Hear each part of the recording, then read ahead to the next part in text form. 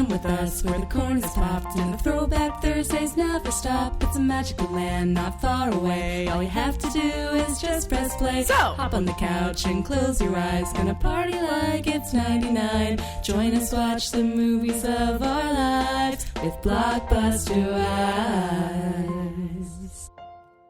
Welcome to Blockbuster Wives, where your two favorite 90s babies talk about movies from the era of a certain blue and yellow video rental store. I'm your host with the most late fees, Shea Baby. And this is Stacy, not always kind, but always rewinds. And you're listening to Blockbuster Wives. Mindfuck February. Mindfuck February. Bow, bow, bow. Episode 2, baby. Episode 2, which we are just going to right off the bat give you a trigger warning. Yes, there's a lot of self-harm. Like a ridiculous amount. Literal suicide. Many, many suicides in this movie. So if that bothers you, if it's something that you're sensitive to, something that triggers you, we fully understand. Please take a break, set us aside, come back next week. Yeah, skip this one. No shame in that. No shame, no harm. You are good, you are safe, and we love you so much. So, yeah. But the movie we're about to talk about is 23. But before we talk about the number 23, I'm working on some music. I'm so excited to hear this update. So, yeah, one of my producers, shout out to Eris or Plains, love her so much. She hit me up and she was like, "We need to do more music. It's time." And I was like, "You right?" Because if you've been listening for the last 2 years, when we first started recording, like our first episode was just a couple weeks before the release of my second EP, Seasons Volume 2.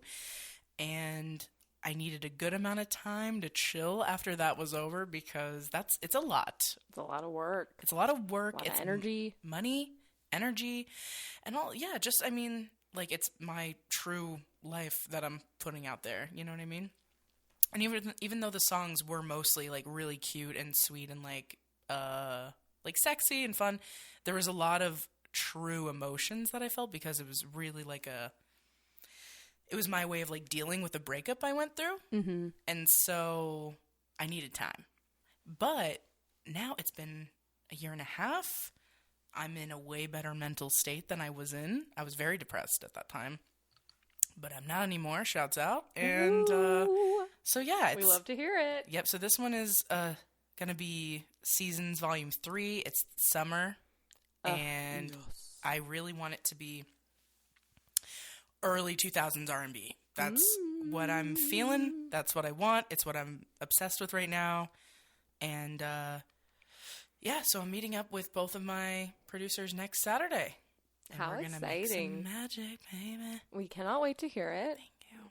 We're going to plug it like there's no tomorrow. Just Oh, like we did your last one. Oh, my God. Yeah, I'm hoping my projection is that I'll release it in August. So we'll have a good amount of time to, like, conceptualize the songs, have the track list, make them, have time to edit, blah, blah, blah. And then, yeah, I'm hoping August because I think that'll give us enough time. And I don't know, it'll be a nice way to like tie off the summer, you know? Yes. So. And we won't have Shrek Fest to prepare for. Yeah. Womp womp. See our last episode if you don't know what we're talking about. Yeah. R.I.P. to Shrek Fest for now. For now. But yeah, so that's my little update. And I don't have like any actual. I forgot your gift again from the fucking MoMA. Jesus Christ. That's I just I'm like looking at the poster and I'm like, I'm just going to tell you what it is. It's a postcard of that painting that you love so much. Of the man, the sailor man, or post office man, or whatever he is. He's incredible. You just knew that one spoke to me, huh? I was just like, I just feel like Stacey, she loves the ocean, and she loves, like, guys that look like this. I love a seafarer. Yeah, and he looks like a sailor. I think he is a postman, but it looks like a sailor outfit. He's got sailor vibes. And it's, like, Van Gogh's, like, homie. Hey, yeah. So I was like, yeah. It was like when I read the description, it was like it was Van Gogh's best friend at a certain time, and I was like, Stacy's my best friend, and I want to get this for Stacy. And also, he looks like a sailor, and she loves fucking sea shit. So nautical nonsense is really something I wish. Yeah. So there you go. I have it for you. I don't know why I keep forgetting it, but anyway, that's okay. It'll find me one day. I got you. I'm gonna bring it next time we hang out. But anyways, so yeah, that's my little update, and. Yay. As time goes on, I'll keep you guys updated because obviously I want y'all to listen. You must. Yeah, It's required. I would love that if you could. And also, if you guys could also rate us. Oh, yeah, rate us.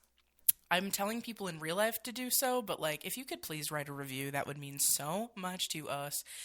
We will read it on the air. I'm going to check right now to see if we have any new ones. God, yes. I hope, because you know what? I asked very specific people, so if they're not there, I'm going to be very mad. Really? Oh, messy. Hold on. If they're not there, I'll know exactly who to hit up. There is more. I don't know that they're written ratings, though. Dang it. Let me see. But there is more ratings. Okay. I love that. Okay, there is a new one. No, there isn't. We still just have the 3 written reviews. But thank you to the additional peeps who rated us. There is more. Very cute. I also asked for written reviews. So, well, they didn't listen to you, unfortunately. Wow. They're going to get verbal spankings from me shortly after this maybe episode. That's why they didn't do it. But, yeah, they probably, you know what? They knew this was coming, baby. They were like, she's going to verbally spank me. Yes, I just won't exactly. Like, oh, well, now I won't do it. Don't threaten me with a good time. Motherfuckers. Anyways. But please write a written review. It would mean so much to us, especially because Stacy and I have some things on the horizon that we want to do. And having more positive reviews just helps in general. Yeah. Makes us look poppin'. And I know more than 20 y'all listen to this shit. Dude, straight up more than 20 y'all. Like, we see you. We see all y'all hitting us up, liking all our shit. We appreciate that. But yes, if you could write a written review, even if it's short and sweet, we love that too. So, yeah, it's like O'Doyle rules, 5 stars. Yeah. That's fine. Period. They'll know what you mean. It's perfect. Anyway, so. Which, you know what, it just reminded me. This is going to be a little late from this releases because we're like, in the past. Yeah. But R.I.P. to Chubbs from Happy Gilmore. R.I.P. to Chubbs. I'm blanking on his real name. I posted about it on our Instagram. Okay, yeah, you guys listen to our Happy Gilmore episode, because I think I went the fuck off about him, not in a bad way, but, like, I had so much to share about him. Okay, I was like, you did? Not in a bad way. No, I had so much to share. I was like, I have so much information about this guy. So Carl Weathers, yeah. So please go back and listen to our Happy Gilmore episode, because we talk a lot about him, specifically me. I'm pretty sure I did corporate bullshit that day.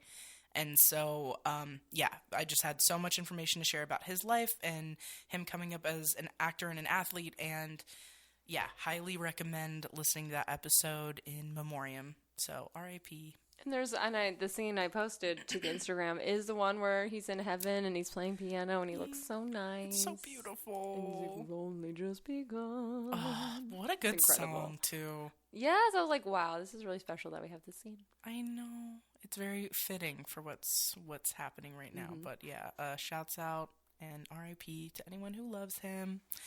But yeah, check out our Happy Gilmore episode, because again, I talked about, like, his whole life and all of his, like, accolades and everything. Like, I was obsessed with learning more about him, so we talk a lot about him and all the cool stuff he's done in his life. So, but yeah, okay. So back to business today. That's right. We are talking about the movie The Number 23, starring Jim Carrey.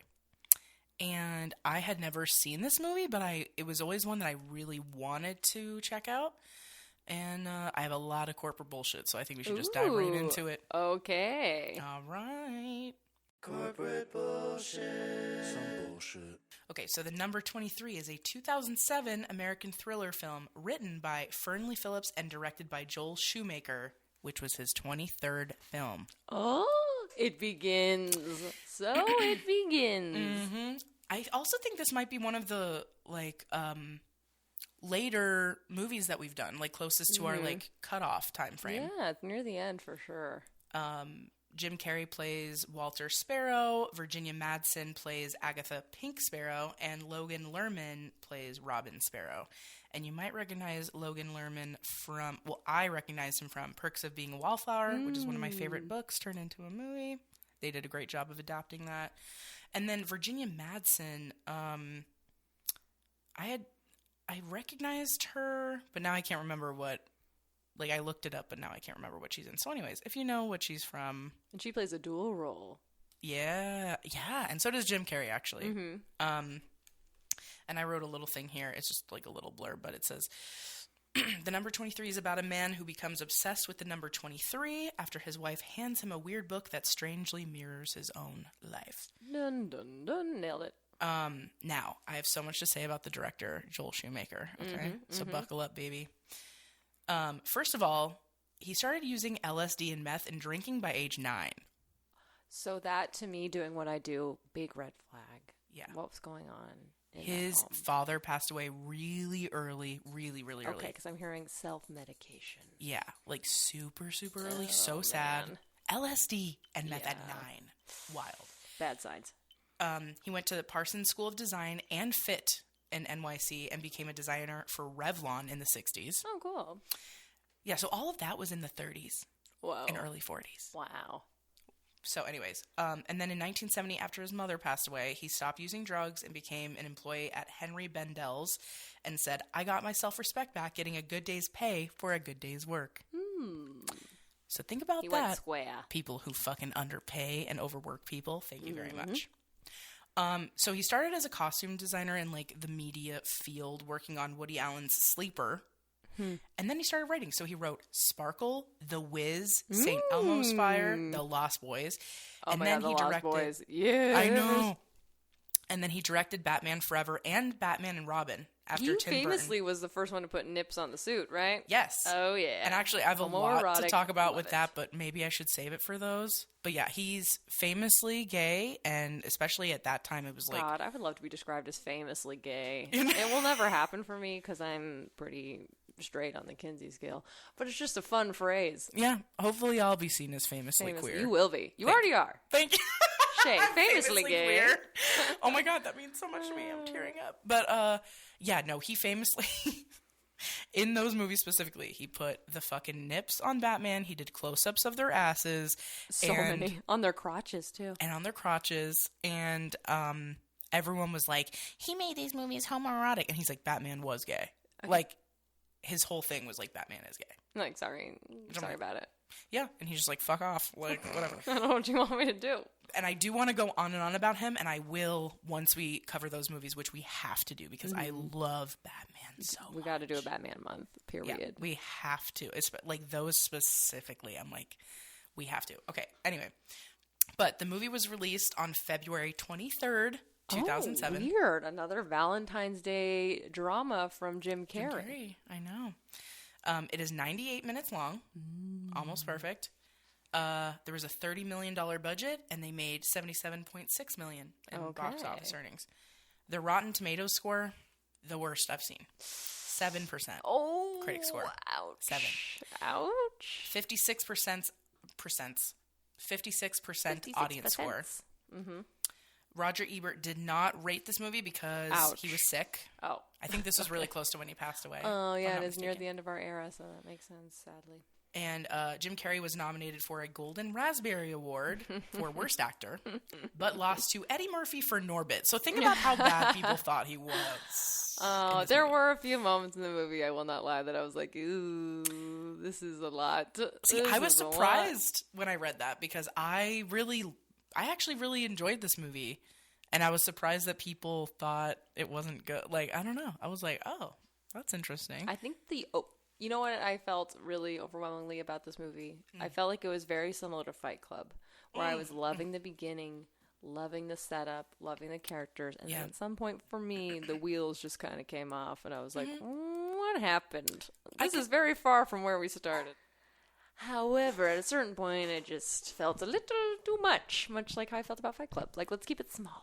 I can understand that. I think where it really started to, there was a moment where I was like, wait, what? Just for like a split second it was because it was so in and out of reality and then the characters from the book.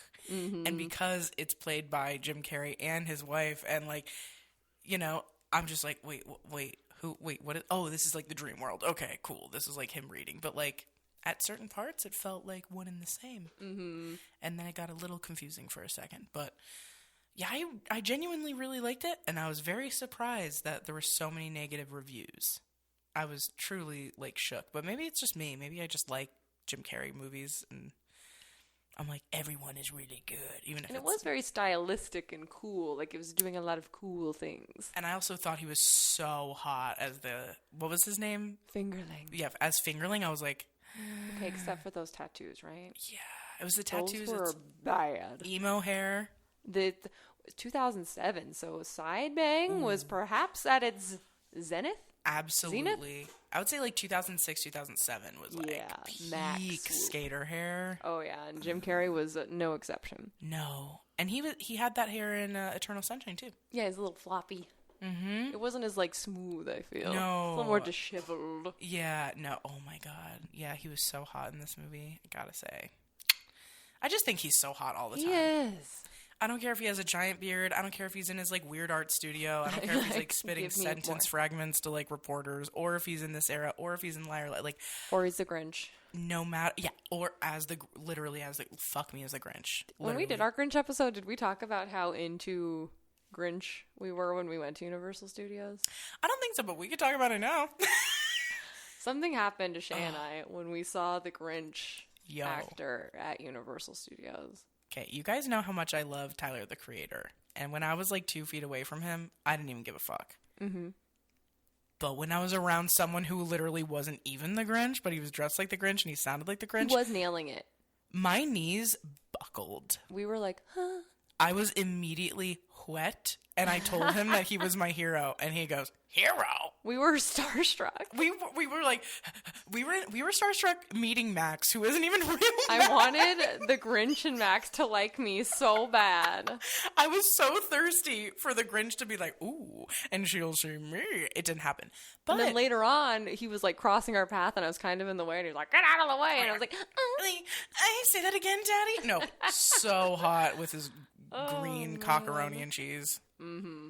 That doesn't sound right, but... I didn't really hear what you said. I just said, You said, mm-hmm.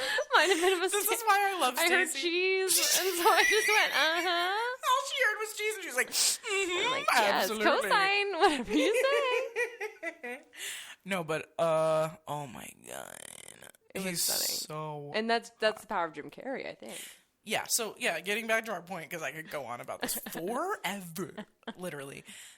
No, he's so hot in, like, every role that he ever plays to me, and so I don't know, I guess I just always enjoy...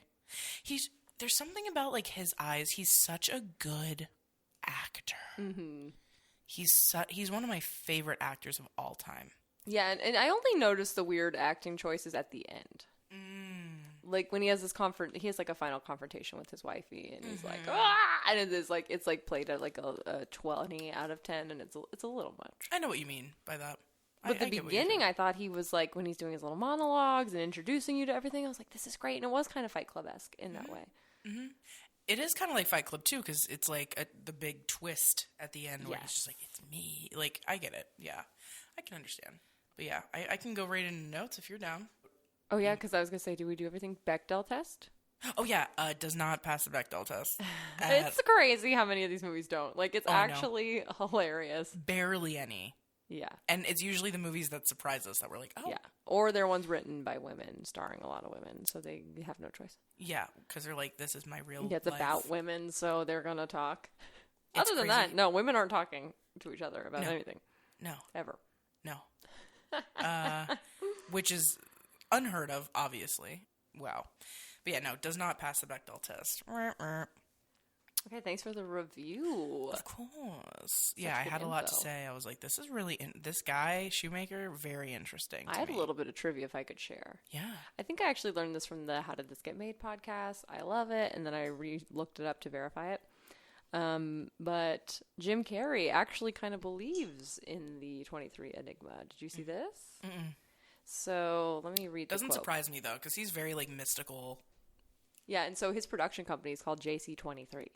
Oh, wow. And so he said, a friend of mine in Canada kind of handed it down to me. He was seeing it everywhere, added up license plates, doing all these things. He had a book full of 23 phenomena, and he handed it to me, and I said he was crazy, and then I started seeing it everywhere. And then one day, a few years later, after it entered my life in a big way, and I was driving my friends crazy, somebody handed me the 23rd Psalm, a book on the 23rd Psalm, the Valley of the Shadow of Death, living without fear, basically, knowing you're taken care of. So I thought that was great progression from Pitbull Productions, which is kind of like grabbing hold of life and not letting go to not sweating it. And he says, so I named the company that, and then I explained it to a friend, and he said, well, I just read a script called The Number 23, and I said, I have to see this. And I read the script. I was compelled by it. And I was freaked out, actually, because the first page of the script was originally me trying to capture the Pitbull. The Pitbull Productions to JC23 was not lost there. Oh. So it was called Pitbull Productions. And then Wow. after all this shit, he's like, I'm changing it to JC23. Wow. Yeah, so Jim Carrey's a believer in it. He's a believer. How do you feel about numerology? I mean, I will say, like, there are numbers that follow me around. You guys probably know about, like, angel numbers. But I also recognize that, like, I'm also hyper aware and I'm looking for patterns a lot. And so I think, like, they pop up more for me just because I'm more aware of them. You know what I mean? Mm-hmm. Yeah, my number's 444. Yeah, 444 I saw on the way here, and 999.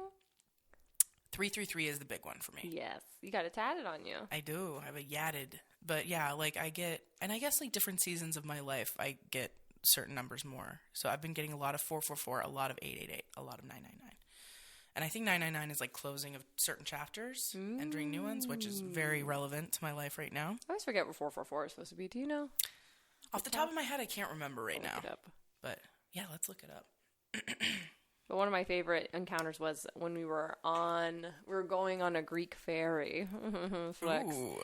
I think we were going from Mykonos to Athens. And it was this giant ferry, and there was hundreds and hundreds of all these empty seats. And we randomly picked one down, and I plopped down, and I look in front of me, and the seat in front of me is 444. Wow. And I was like, weird. You're like, my number. What does 444 mean? I love that I'm 333 and you're 444. Yeah. So cute. Represents clarity and decisiveness.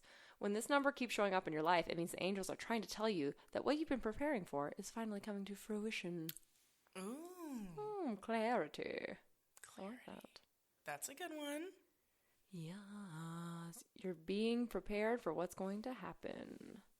I think that's pretty relevant for what's going on in your life right now. Right. Hell yeah.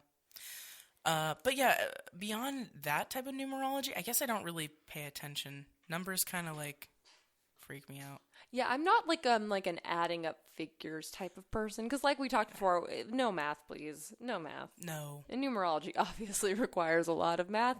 Yeah. And I'm simply not interested. Me neither. But I know it's like a big like belief system that a lot of people have. Yes, and they like add up very their important. birthday and like blah blah and their birth year and like gets to this number. I don't really.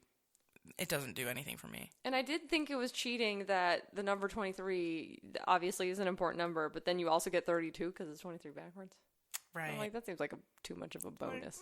Like, so you actually get two numbers. Yeah, so it is 32 and 23. Yeah, because like it adds up to 32, which is basically 23. And I'm like, but it's not. Cheating. Yeah, it's not. You get a whole other number. So it's No. like, why isn't 32 the number since backwards is 23? You know what I mean? Totally. No, if they really are that into it, it should be 32 and 23. Yeah, they would be equally important. Stupid. Oh, well. No offense, but dumb. No, but yeah, I'm not really into all that. But I know a lot of people that like add shit up. It was funny though. So right after the movie ended, I was talking to my mom, and then she was like, Nanny's birthday's coming up. And I was like, it's in April, but what's the date? And then I was like, let me guess, 23? And she was like, yes. Oh! And I was like, ew, It's that's, happening! that's weird, huh? Yeah, well, you know what? Shelby Ross and I shouldn't say her full name like that. Wow. Her government whatever. name. That's fine. We watched this movie, like, I think we literally got it from Blockbuster. Really? And we were, like, half paying attention to it. But then we just kept being like, 23 about everything. God. Someone asked me which Blockbuster we used to go to, so I'm going to say it right now. I think we've said it before, but I'm going to say it again just so everybody knows. She and I used to go to the Blockbuster that was on Buffalo and Vegas. Yeah, it was between, like, Washington, Washington? and Vegas. Yeah. Mm-hmm. And then I also personally not only went to that one, but I also went to the one that I believe was on either Sahara. I think it was on Sahara and... I did go to that one, too. Durango? Was it Sahara and Durango? Yeah, because one of our friends lived there in those apartments, and so we'd go there a lot. Yeah. I think that was the first, because the apartment that I first moved into when I moved to Vegas was right there. So I Yeah, think that was a good the first one we Blockbuster, went to. too. Yeah. So we would go to both. So Stacy and I went to the same two, actually. I thought it was just me. We went to the No, same I two, did too. and guaranteed we ran into each other there. Fighting over Jim Carrey rentals. So cute. So crazy to think about. We probably had moments when we were children. Very cute. But yeah, anyway, yeah, I'm not really into numerology, but I do find there's certain numbers, the angel numbers, that do follow me around, and I do take a lot of, that gives me a lot of, like, solace in my life, and it helps, like, guide me, and it kind of makes me, like, chuckle at the universe, where I'm just like, okay. You again. Like, okay, really quick. Similarly, okay, there was this one time when I broke multiple toes, and I had to go from the parking lot and use crutches all the way to my job, which was, like, literally miles away. Like, casinos, huge. So anyways, I was listening to headphones, and I was, like, crutching my way to work, and I was sweating, and I was having a horrible time getting, like, it was rough, and I had bruised underarms. Like, it was bad news. Anyways, I fell, and in the middle of a casino, and I was like, fuck. And so I was trying to get back up, and my headphones shuffled to Oompa Loompa Doobity Doo. And I started literally fucking bawling, like cackling, and I'm sure, like, from my perspective, it was so funny, and from people around me, they were probably like, Jesus Christ, like, what Someone's the fuck is having wrong a with this? little episode. Like, with my crutches, like, me trying to get back up. But to me, that was like a sign from the universe, like, you're taking it too seriously. It's gonna be fine. And I thought that was so fun. It was another thing where I just, like, looked up at the sky, and I was like, okay, universe, I see you. There is something, and it's bad, and we shouldn't laugh, but there can be something very funny about, like, crutches fucking up. Dude, Like, seriously. I hate to say it, but remember our birthday in Glendale when we went to the Austin Powers bar? And it was when we were leaving, like, as we were all, like, trying to make our way out, this girl came in on crutches, blitzed out of her mind. Drunk and trying to operate with crutches and just, like, fucking up. And somebody said, like, is your friend okay? To her friend. And her friend's like, she's fine. And as soon as she said that, this girl toppled to the ground in a clatter of crutches. And she's like, get up! Like, she was so over it. It was some Jersey really Shore funny, shit. though. It was truly so funny. But then karma hit me because I laughed so hard at her, and I didn't mean to. And then I was like, I want to take a sexy video for my friends. And then I fell on the fucking stairs. So Yeah, then she slid down the stairs. slid like down it like was a slide. half of these stairs, looking like a... Trying to look Dude, that night... so hot. That night was so crazy. It was so fun. That was my dad. Yes. My boss. Anyways, I don't want to go into that. Just know it's sinister. It's sexy and sinister. Almost as many twists and turns as the movie The Number 23. Truly. Oh yeah, let's get back on the road here. We can take so many side roads and side quests in these episodes. Anyways, okay. So I thought so in the movie he plays like an animal control officer guy, and like the first scene is him trying to catch a pit bull that was like running around freely or whatever. And when he living his best life. Yeah, and he tried to like grab him, and then he got bitten, whatever. But like then he grabbed a gun later on, and I literally was like, "Are you gonna kill him?" Me too, because he is like weirdly mean to this dog. Yeah, which I thought was an interesting choice. I'm like, do you like animals? Because I'm kind of getting the vibe that you don't like them. Right, like a lot of like disdain for some reason. Yeah, and he like takes everything very personally. Yeah. He's like, evil devil dog. He's like his name is Ned, which stands for nasty evil dog. I'm like, okay, you can fucking chill, dog. Pretty dramatic. Yeah, with your swoopy Calm hair. down. But yeah, and I was very scared until I realized it was like a tranquilizer, and I was like, oh, okay. Oh, thank God. I was nervous too. Yeah, I was like, you're gonna just like ice his ass? He didn't do anything. He's a well, stray he dog. hates dogs. I'm like, it's not his fault. And then he was talking about Aquarius season. Yes, and he goes, Aquarius, friends are very important to you. Guess that's why Zodiac is bullshit. Yeah, he literally said, I'm living proof of the fallacy of astrology. So I need to talk about really quick men and the hatred of fucking astrology. Mm-hmm. Why? Because they're all matrix like the truth. Bleh. And I'm like, and again, who's to say the truth is not within, like, it's so dumb. And it's almost like they take it more seriously than we do in that sense where they're like so against it that I'm like, why do you care? Yeah, and it's like, some people are like really about that life. Most people are not actually like making decisions totally based on their charts. Most people are just see it as like a fun way to be reflective. Yes. And that's it. Yeah. and to connect too. Yes. Like to make connections with people and to like it's a good way to like ask people questions and be like, oh well, I've heard cancers are like this. Can you like elaborate on that? Like It's just like a Myers-Briggs, you know? yeah, it is like another personality test, seeing what works. Also, I always compare it to like I've said this many times on the pod, I'm not a sporty spice, but the same way that a lot of people like associate themselves with like a team and it's like a hobby of theirs. They don't live their life by these games, but they find it really interesting and it's like something they like to bring up in their daily life, weekly life, whatever. That's like me with astrology. I think it's really interesting. I think it's fun. It doesn't rule my life. Yeah, it's not like you like wouldn't date somebody because they're a whatever, which I do think is honestly, if you get right down to it, a lot of men's problems is what if I don't get as much pussy as I'd be getting if it wasn't for astrology? Right. And I'm sorry, but like a lot of people who are like, and I'm not one of those guys that's like, I'm never dating a blah, blah, blah again. But I know a lot of women that are like that. But it's literally because the men that are in that sign just so happen to have the bad quality. Like they are like mean or they're like, they're not emotionally available or they're like, or they're like like they're trying to be too mysterious, so they're not like vulnerable at all. Like it's like you're mad at the wrong shit. Maybe be cooler, and then women will want to date you, you idiot. Anyways, okay, sorry, needed to get that off the chest. So stupid. So then there's a funny scene where like the dad and the mom are like on a little like couples date, blah, blah, blah, blah, and then they come back home and Jim Carrey like opens the door and his son is like macking on some girl on the couch and he closes the door and he's like, maybe we should just like chill on the porch. I was like, okay. But the mom seemed hella cool. I was like, I don't think she would care. No. The implication was like Jim Carrey had to like protect the kid from the mom finding out. And I'm like, I don't think this bitch cares. Especially as evidenced by the rest of the film where she is down AF. She perhaps one of the most supportive film wives we've ever seen. Totally, because normally it's like my bitch wife, blah, blah, blah. But she was like very cool and very sweet. Yes, and I did feel like that was kind of the vibe. Like, your mom would freak out. I'm like, I don't think she would. No, and also you're trying to make yourself look way cooler. Yeah, like, she seems cool really cool. I think I wrote cool dad alert. Yeah. Yeah. I'm like, okay, even though the mom is also very fucking cool. I did also think it was very cool, speaking of very cool shit, that they had to undergo counseling if they got bitten by a dog. Mm-hmm. So that's very great. I think so too. The case. Making sure that they're scary. Yeah, and making sure they're not a danger to society as well. Like, because they could get angry and take it out on animals. I'm sure they people don't do have all rabies. the time. Yeah, or react poorly.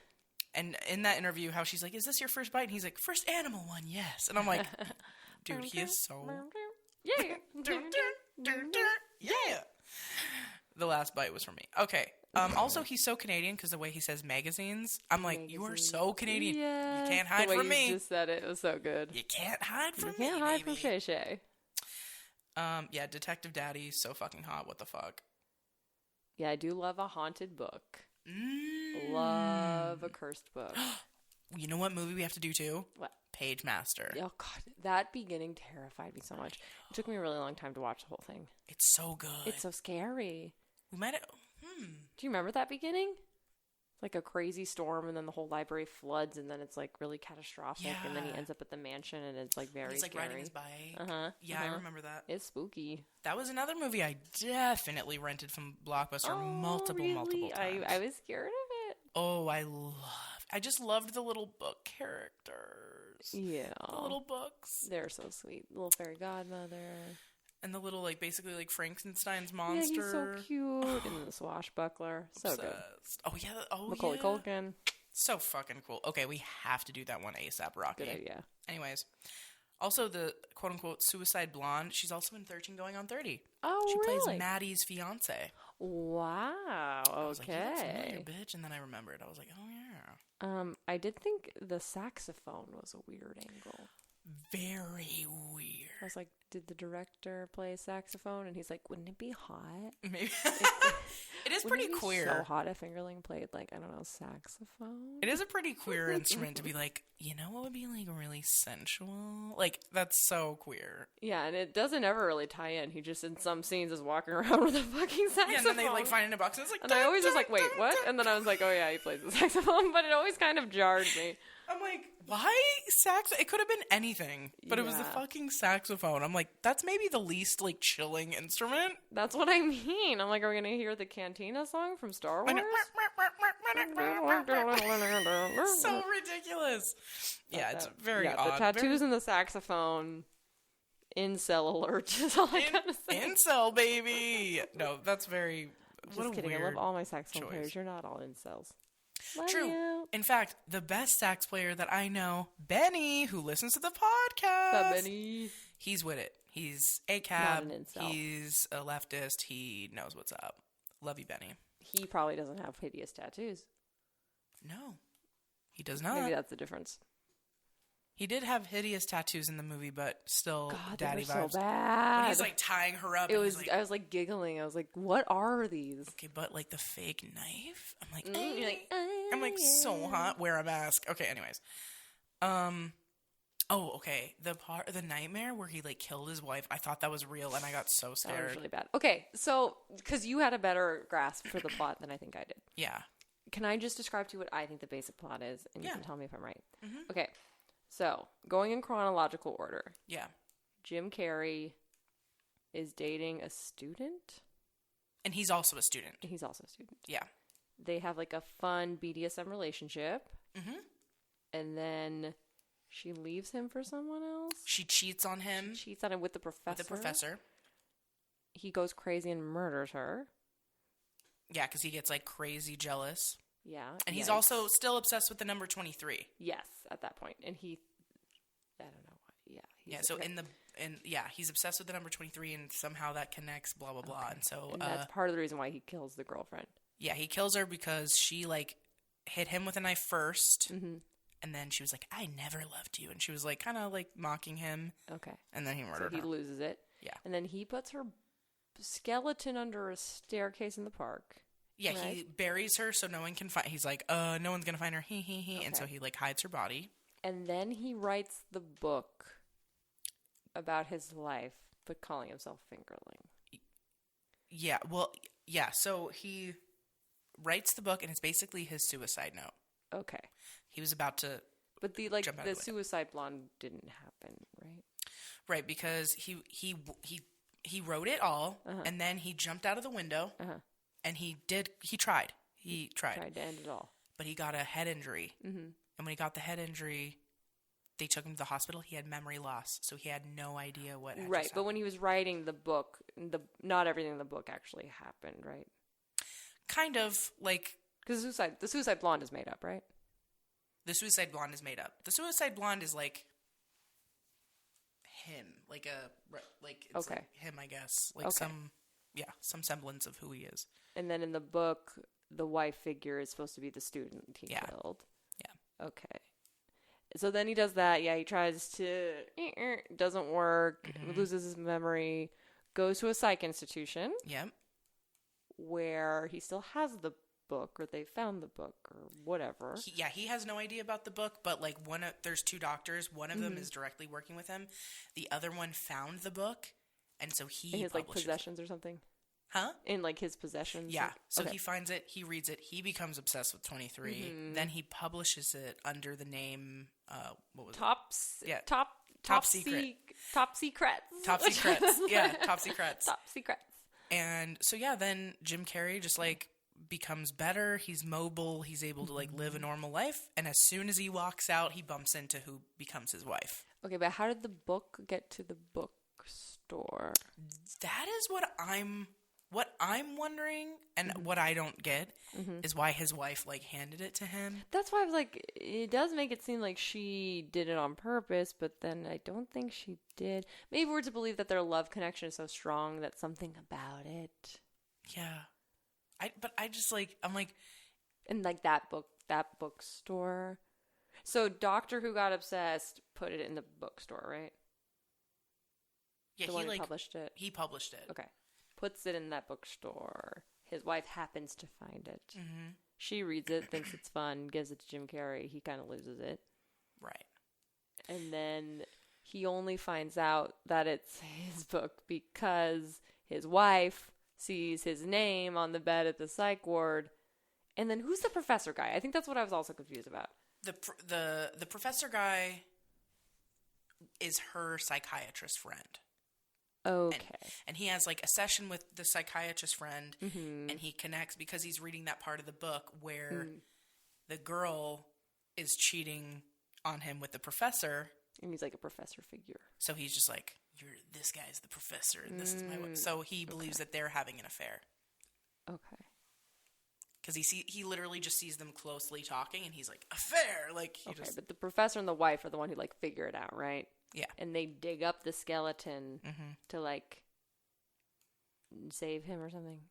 I think they're trying to hide the fact that Okay. Yeah, I think I believe that they don't want him to They figured it all out. Yeah, because they know if he figures it out, then, like, he'll have to go to prison or, like, he'll get found out or whatever. Okay. And they're trying to, in my opinion, I believe that they're just trying to prevent that from happening. Gotcha. Because she's like, your son needs you. You know. Okay. So that's what I mean. She's a down-ass bitch. I'm like, this woman is digging up was 10 toes skeletons down. for you to save you from yourself. Oh, yeah. Dang. She Literal literally dug up a skeleton. And you're worried about her seeing your son making out? I know. Come on now, man. And I get it. Okay. Clearly So don't know then her. dig up skeleton, but then she tells him everything, even though he almost stabs her with a kitchen knife. Awkward.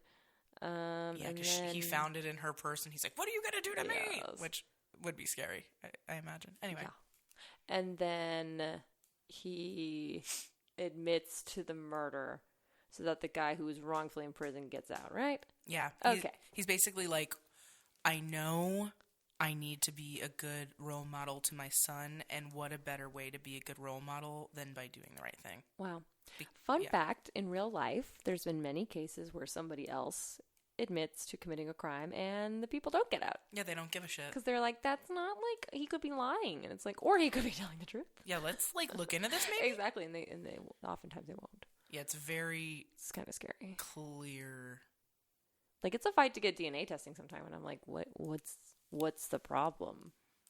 Like, They're if like, it's but it's all them, then done. it's them. I'm tired. I don't want to like do this all over. It's like, do the right thing. No, they literally say, like, we want to have finality, and that's more important than knowing if this person's actually in here or not, because we need to, like, maintain trust in the system and blah. Like, they would rather it look like it's working than have it actually work. So corrupt. With people's lives and liberty. So gross. And also another really unrealistic thing, being an attorney, is that he can just, like, go and visit the student prison. Oh, yeah. Like, you have to go through a background process. It takes months. Inmates can only have, like... So, like, if you had two friends who were incarcerated in Nevada, you would have to pick which one you want to see. You couldn't see both. Really? Yeah. They won't let you. They wouldn't let you see both, or they'd be like, you can see one, and then months later you can see. Yeah, you would have to, like, switch it and wait another month. So, like, you maybe see one once a year. I think they've recently started making exceptions for family members, but, like, yeah, if there's two friends, it's not going to happen. That's so you have gross. To pick, like, which one you want to see. That's horrible. I know. But yeah, so I was like, that wouldn't happen. You can't just show up and be like, hey. Well, another reason how he found out that he's the one that did it is because he was like, I'm just going to choose a random hotel to go to, and I'm going to go in the room 23. Oh my God, you're right. That was totally random. Yeah, and what's cool is in certain scenes, sometimes it says, like, the full hotel name, but sometimes two of the letters are gone, so it says, like, blank, blank, hell instead of hotel. Wow. So certain scenes, the hotel is fully there, but sometimes hell is, it's really cool. And then it's 3 letters, which is 23. Mm-hmm. But yeah, he goes in there and he's just like, wait, what the fuck? And then he rips off the fucking wallpaper and it's all his writing and it's him being like, chapter 23, which was the chapter that was missing from the book. Oh, It was like chapter 23 and he admitted that it was him. Okay. Yeah. So that's why he's like, yeah, it was me. He's like, holy shit. And that's when she comes in and she finds him and he's just like, I'm a fucking murderer. Oh, and yeah. she's like, That's but no where one the needs to acting know. was a little... Yeah. It's histrionic, if you will. Yeah, and he's like, well, it's the right thing to do. I was also dying that when she goes to the institute, which I believe had been shut down for quite some time, right? Yeah. There was lit candles everywhere. I know. I was like, how long have those candles been? Who Yeah, lit that part was those? stupid as fuck. I was just like, why are there candles? I know, and then the guy That's a randomly hazard. shows up. It turns out to be the The doctor psychiatrist slit his guy. own throat or whatever, right? Huh? Didn't he slit his own throat? The other guy did. The guy Okay. that published the book that went Gotcha, crazy gotcha. because he also started believing the 23 thing. Dude, and by the way, that is so... That's a rough scene. Box cutter? That's a rough one.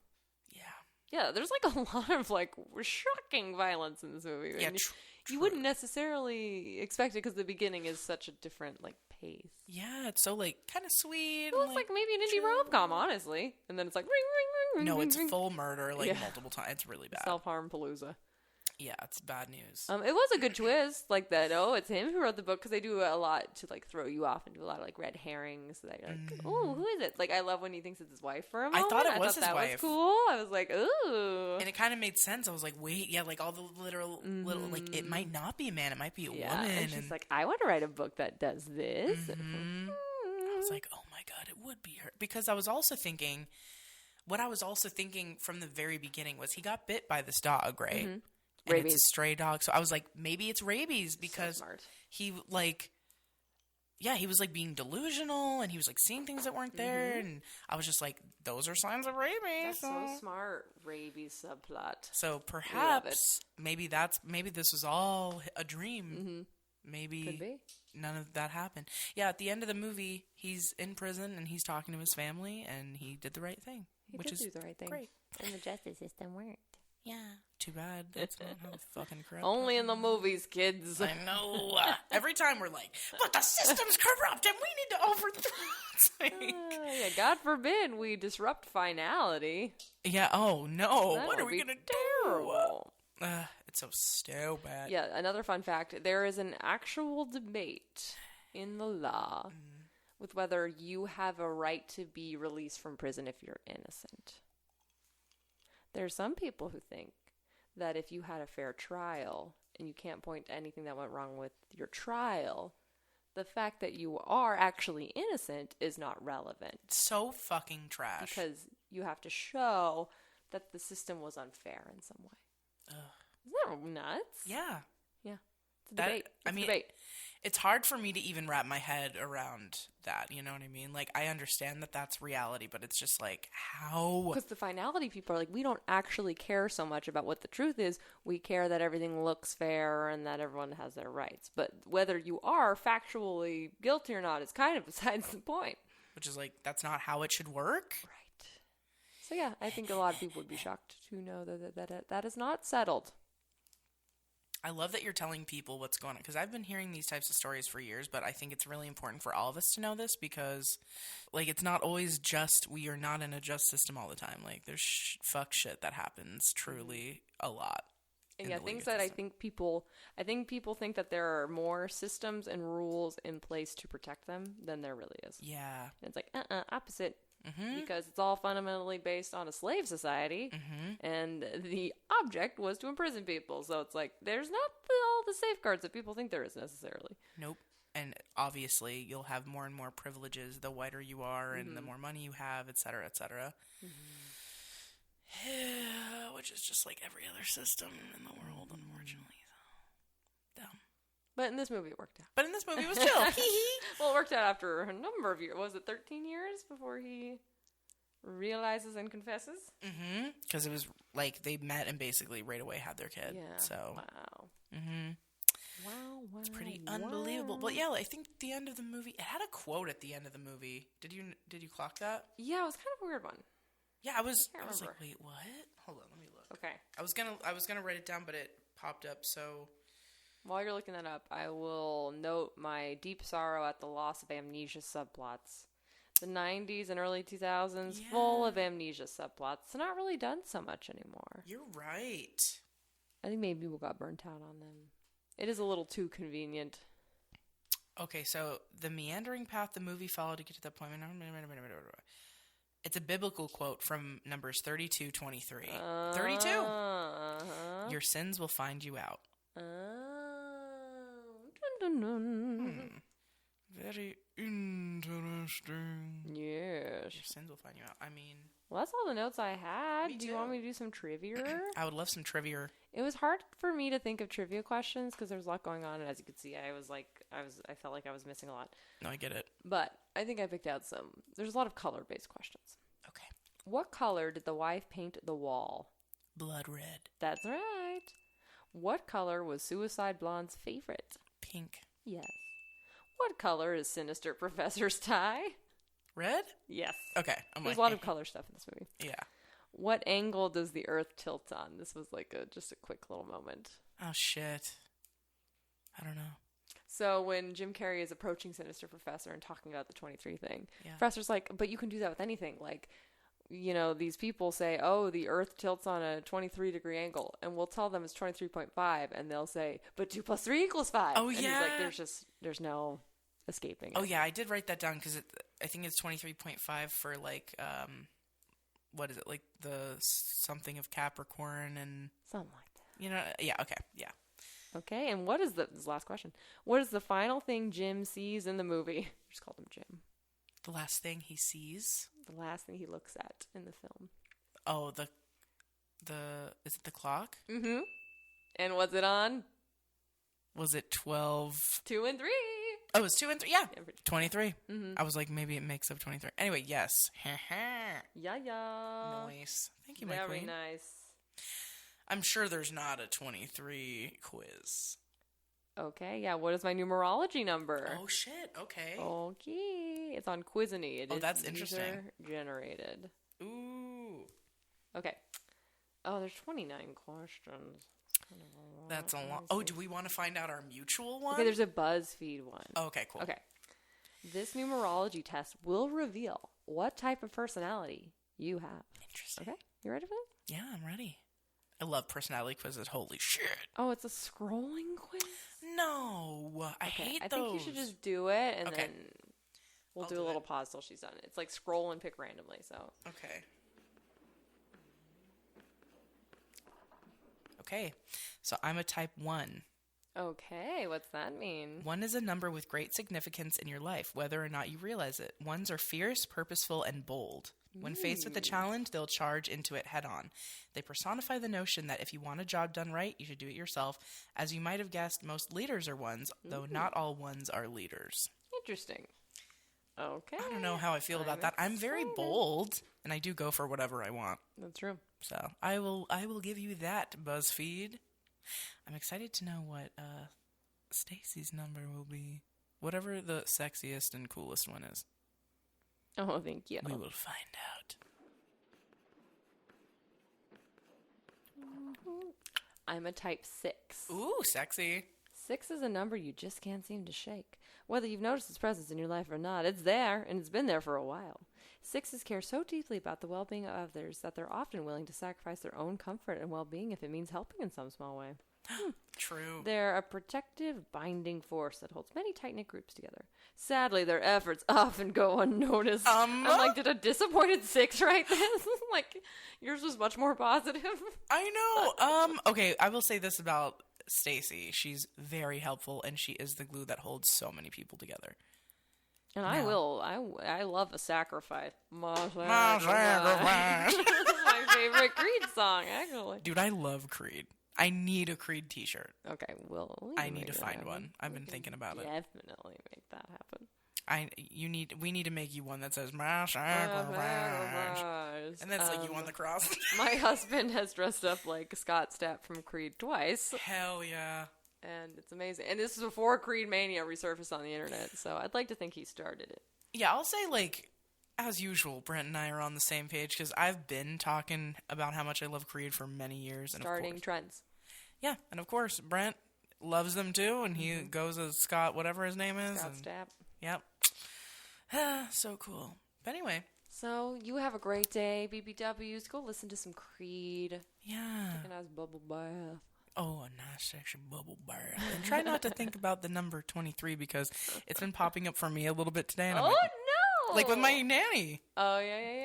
And just like random signs and stuff. And I'm like, oh, don't do this to me. I don't need this. I I just looked really- at February 2nd on I my truly, computer. no, 2? tomorrow is 2/3. Oh, my God. And that's when the movie started. That's why I was like, oh my God. Like, we truly didn't plan that. We've never really seen didn't. the movie. And this will not be coming out on 2/3, so. well, But she's that's when but- we're recording. yeah, like tomorrow. Wow. Right now it's 2/2, but tomorrow is 2/3. Bitch, it's 11:59. It's literally about to be 2/3. Oh, why do we always do shit like this?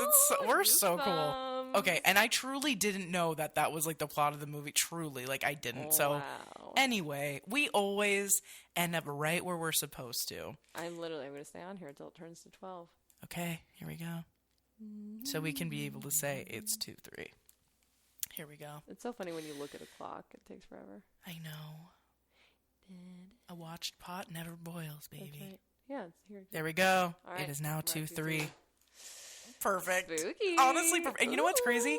I was supposed to get here an hour and a half before this, but I ran into traffic where I was seeing 2-3 everywhere. Dun, dun, dun. And on that note, we love you. we love you so much, and hope you have a lovely rest of your day and week. Fingerling. Yeah. No. Okay. Love you guys. Love you. Bye. Bye. Thank you to our amazing editor Anthony, Grady for our amazing theme song, and Whitney for our beautiful cover art. If you have questions for us or would like to advertise with us, please email us at blockbusterwives@gmail.com. And as always, please rate, subscribe, and tell all your friends about us. We love you. Come to Papa. Maybe you'd like to hear a story. Yeah. Once upon a time, there was a dog who lived a life of terror. He feared no one. But although his teeth were sharp and his belly full, his heart was empty. He decided to go on a journey to a land far, far away. We came upon a wooden shack one day with a thin old man inside, and he invited him in. The dog was overjoyed. And that night, warm smoke billowed from the chimney above. But oh, what odd smelling smoke this was. You see, the land was China. And in China, they eat dog. Whoa.